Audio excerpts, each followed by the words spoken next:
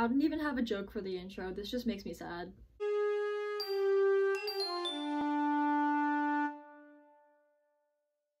Welcome back to Rebels Revisited. I got a new shirt for all the Star Wars shirts I have. This is the first Rebels one that I have, and I'm excited about it. You guys, we are officially halfway through season 2, and this is such an episode for me.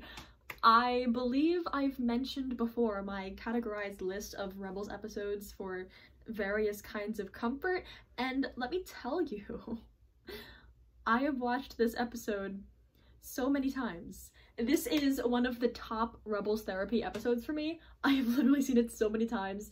It's about the catharsis. It's about someone experiencing a catharsis in a safe space, but I'm getting way ahead of myself. Let's do this. This is Legacy Revisited. We open on Ezra dreaming, and he has a vision. His parents are speaking to him, saying, "Ezra, we're here." He gets some glimpses of the events of the episode, as well as his parents in jail, but most importantly, he also meets a white loth cat. This is where we start following the white loth cat. How exciting is that? When Ezra wakes up, he runs to tell Kanan and Hera about his vision. I love what goes on here. I love that it's Hera who says, "Tell us what you saw." I've talked about this before, but I love that this matter is not contained to Kanan and Ezra. I love that Hera is involved pretty much every step of the way, from giving Kanan the idea to teach Ezra, to encouraging Kanan to stick with being a teacher, to being in on the holocron test in Spark of Rebellion, to this moment right here. It's, you know, training Ezra is honestly a joint effort between Kanan and Hera, because they're his space parents. So both are involved, like any good space parent would be. Then we find out that Kanan and Hera have been secretly searching for Ezra's parents this whole time, calling in every favor they could, but came up with nothing. Oh god, this is tragic. Like, Hera and Kanan want so badly to truly fill this hole in Ezra's life. So they searched tirelessly for his parents, but consistently came up with so little. Like, so little that they didn't even have the heart to tell Ezra what they were up to. Like, they wouldn't even let him have hope. Like, oh my god. And they know that they're parental figures to him right now, but they also know that they'll never be able to fill the hole that Mira and Ephraim left. Kanan and Hera they'll carve their own spot in Ezra's heart, but the hole left by his parents will just always be there, and there's nothing they can do about it. And that sucks, you know? When you love someone so much, and there's something that you physically cannot help them with, no matter how hard you try, like, that's hard. And Kanan and Hera are also both people who live to help others, so it has to be hard for them to face this reality. I love the way that Kanan supports Ezra in this episode. Ezra is convinced that his vision means his parents were involved in the prison break and that they're alive.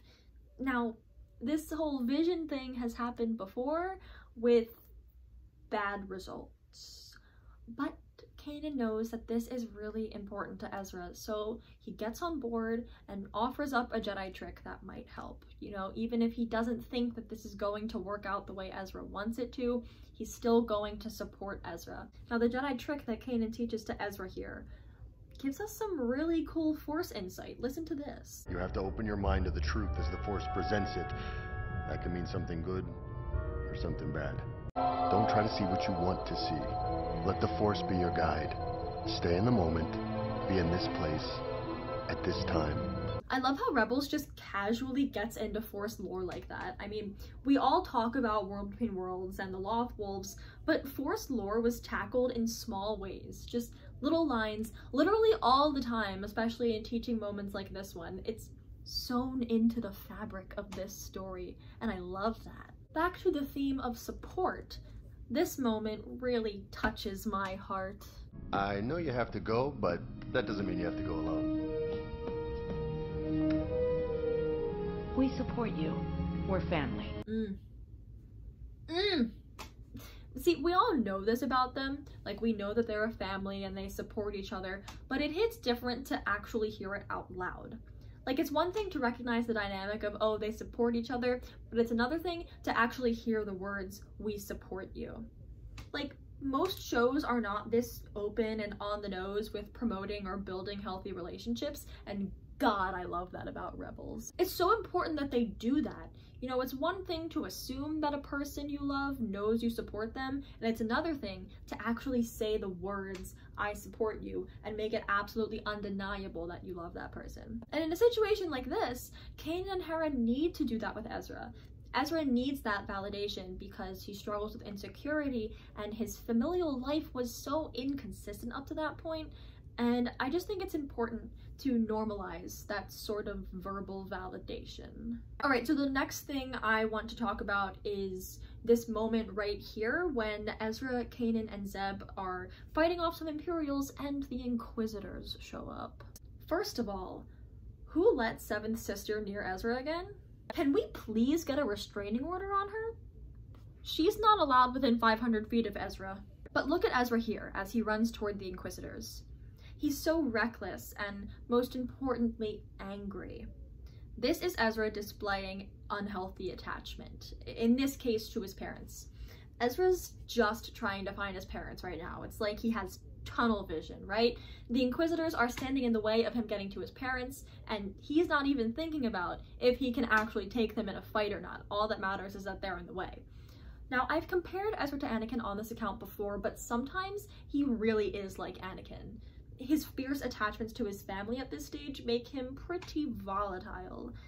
Luckily, Ezra will learn to let go, and he will learn to be able to healthily harbor attachments, but that won't happen for quite some time, so.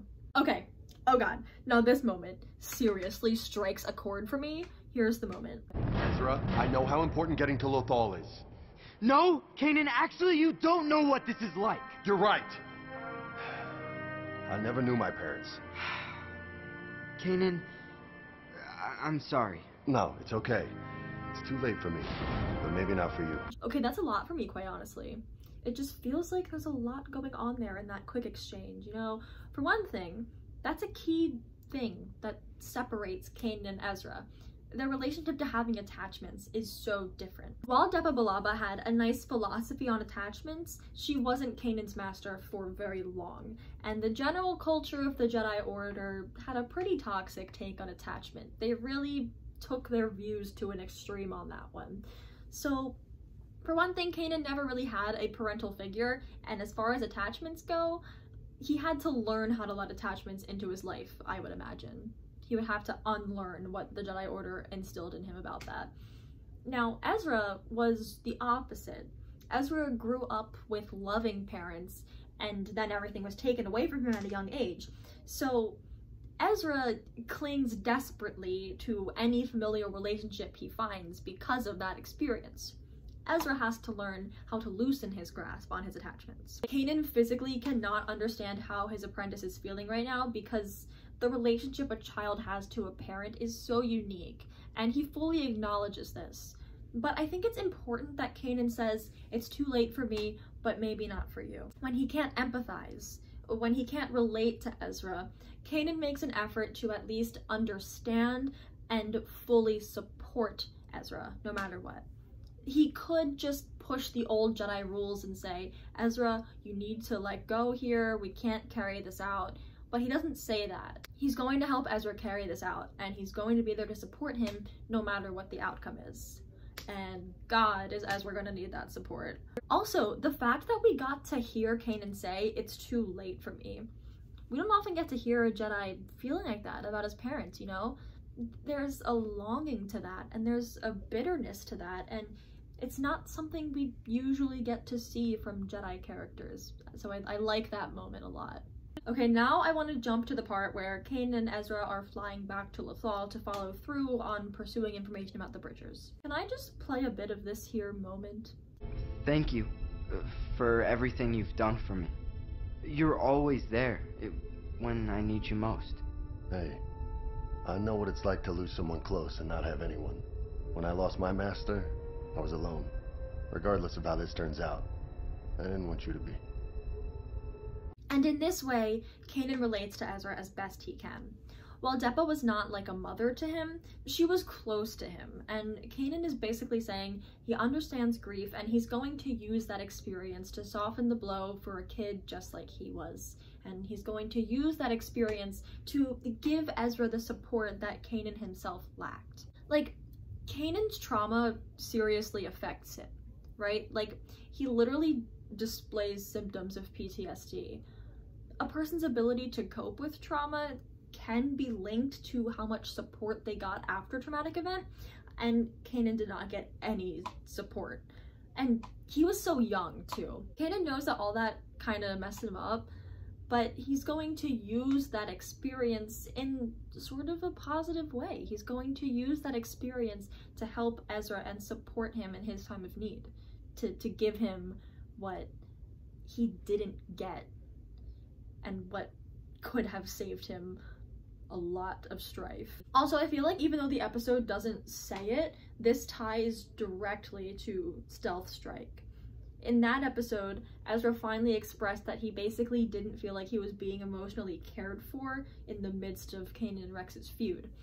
Also in Stealth Strike, Kanan and Rex resolved those issues. So now in this episode, Kanan now has the emotional availability to support Ezra the way he needs to. And Kanan's also being very clearly, vocally supportive of Ezra. And to me, it just really comes across like Kanan is trying to fix his mistakes and be better. So now we're back on Lothal. Ezra and Kanan are on the hunt for answers about the Bridgers, and I know I already talked about this, but I love the way Kanan teaches the Force. The Force is trying to tell you something. Listen to it. Like, that's just a line that's just casually chilling in the middle of this episode. Love that. The white loth cat makes his non-vision debut. I love how Ezra's thing is connecting with the world around him. I get so excited just thinking about it. What a rush, right? Don't you love this? Like, it's a cool force power, yeah, but even better, it's a symbol for the kind of person that Ezra is. He's a highly sensitive and empathetic person, so he has this innate ability in the Force to connect with other beings, and it comes to him more naturally than to most Force users because it represents what he's like as a person. I love that so much. So now we're gonna follow the white loth cat. We're chasing loth cats now. Oh look, it's Savage Press. I mean, Ryder Azadi. Isn't Clancy Brown the coolest? Ryder Azadi is honestly underrated. He's a pretty cool guy. Oh man, guys, it's truth time. I won't cry, I won't cry, I won't cry, I won't cry, I won't cry, I won't cry, I won't cry. Poor Ezra is so nervous. Look at how he has his knees drawn up to his chest before he even has confirmation of the truth. It gets confirmed pretty soon, though. They're dead, aren't they?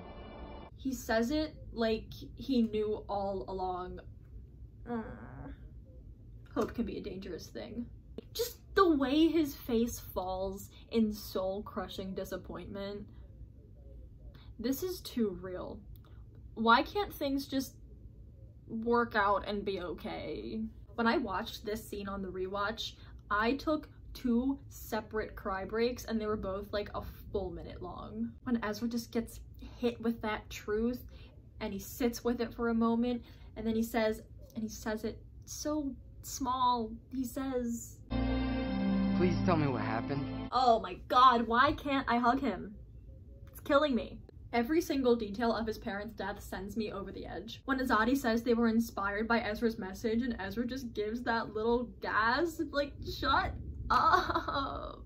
Just Ezra's parents went out so selflessly, and like it also really gets to me that they knew it was Ezra from his voice, even though his voice was older, and they knew it was him from his words. Like, oh my god. Taylor Gray honestly doesn't get enough appreciation for his work as Ezra. Like, we don't appreciate how well he acted some of these parts, and he kills this scene. You know, they used to say it all the time when I was little. If we don't stand up, who will? The way that Ezra is quickly losing his composure and his voice is wobbling and you can hear him biting back tears. Taylor Gray should just leave me alone. And they animated the tears in his eyes, you guys. You can see the tears in his eyes that he tries to wipe away. Don't touch me. Oh my god, characters collapsing into other characters' arms that they get held while they cry. That's like, it's my biggest weakness. Poor Ezra is so deeply sad. Look at him sitting there. He went through all that, and he had so much hope. And his parents were alive for almost all of season 1. Like, they were alive the whole time, but it all came together too late. Shut up. Not twin moons coming from my neck.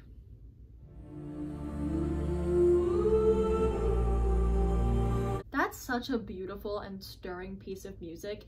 If you've never listened to it, please go listen to it. It's one of my favorite pieces in the entire series. It's the perfect underscore for this moment. It is very sad, but it's not an explosive kind of sad, like, say, It's Over Now from Twilight of the Apprentice.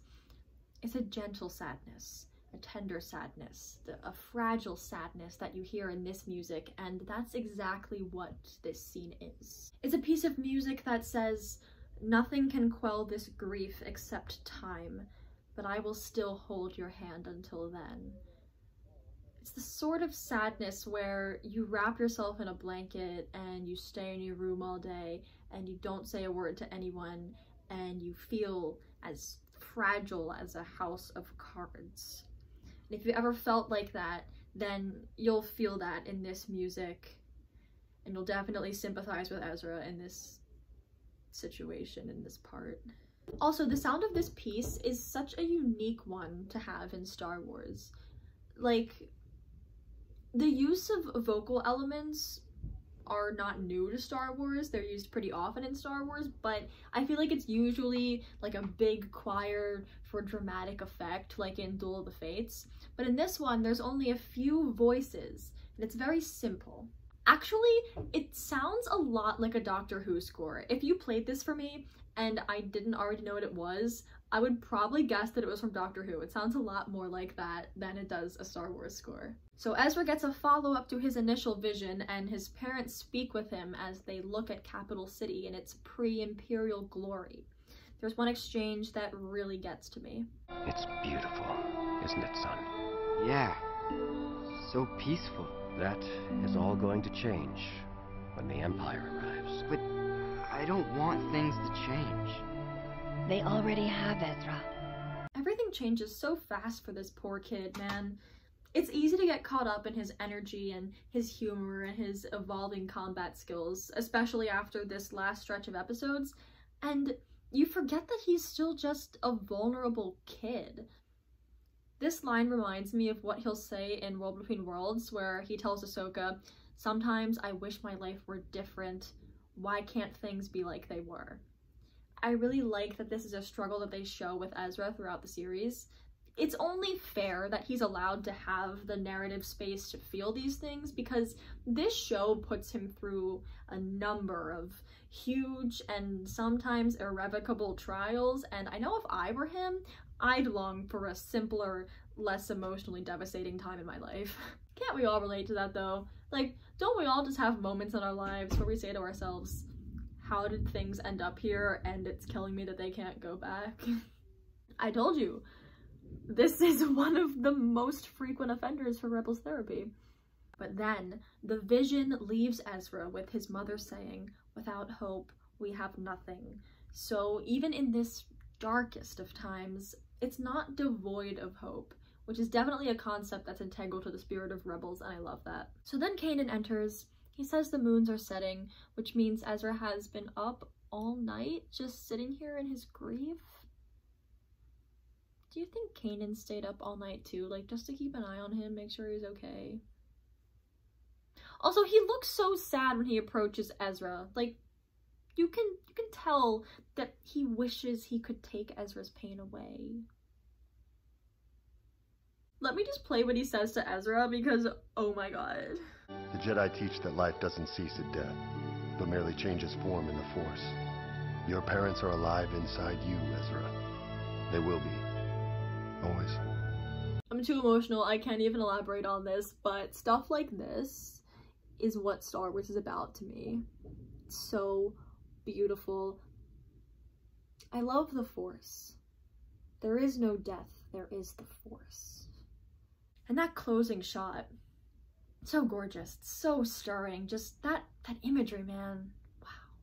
And I love how it's very blue, because blue symbolizes sadness, but it also symbolizes serenity. There is no death, there is the Force. So this is a pretty sad episode, but I find it really comforting. There is a lot to be said for catharsis. A lot of people turn to fiction for catharsis, and this is definitely an example of that. So there's comfort to be found in the outpouring of emotions alone, but the thing about this catharsis is that it happens in a carefully curated, safe space. Like, Kanan made it clear that he followed Ezra to Lothal in order to support him in the event of a tragedy. So this isn't a catharsis like Jedi Knight or in Twilight of the Apprentice.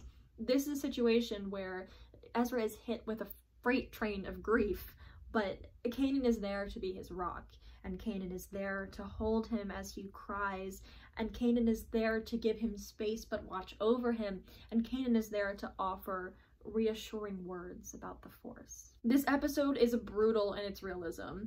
It shows us that sometimes, even in the often bright and hopeful world of Star Wars Rebels, things just end in tragedy.